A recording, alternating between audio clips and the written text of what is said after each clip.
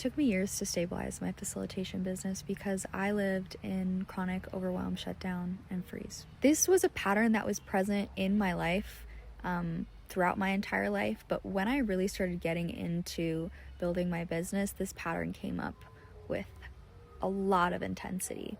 And when I started to really scale it and get serious, these patterns came up even more intensely. What actually shifted this for me, okay, was not what I thought it was gonna be. I had this attachment to like these patterns, like it's this unhealed version of me, it's fully blocking me, right? This is the reason I can't move on, I can't do what I'm trying to do, right? It's these patterns and I just need to heal them, I need to get rid of them, right? And I had this idea of the future version of me who had sort of stabilized it and figured it out, so to speak, and this future version of me didn't have any of these patterns. So ultimately what I learned, and this is like a lesson that is still unfolding and honestly one of the greatest gifts I've ever received.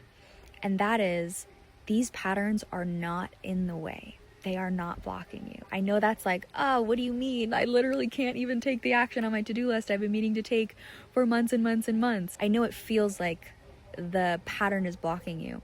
But what I learned was your relationship to the pattern is what blocks you.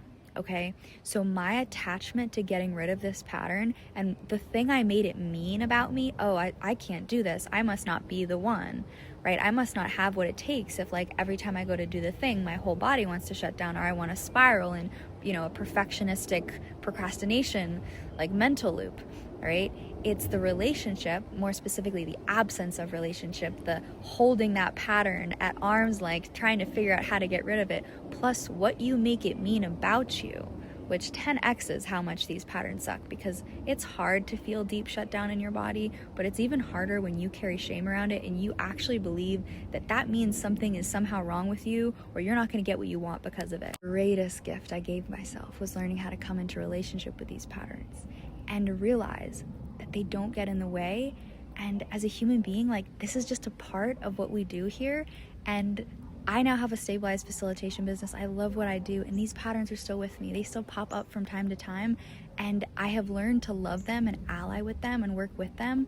And I promise you, it is not about waiting for them to go away. It is learning to take them with you on your path. I'm holding a free event called Unburden for people who are trying to build a facilitation business but keep being held back by these overwhelm, freeze, and shutdown patterns. You just have to fill out a questionnaire to join. I've dropped the link in the comments. You can just copy and paste it.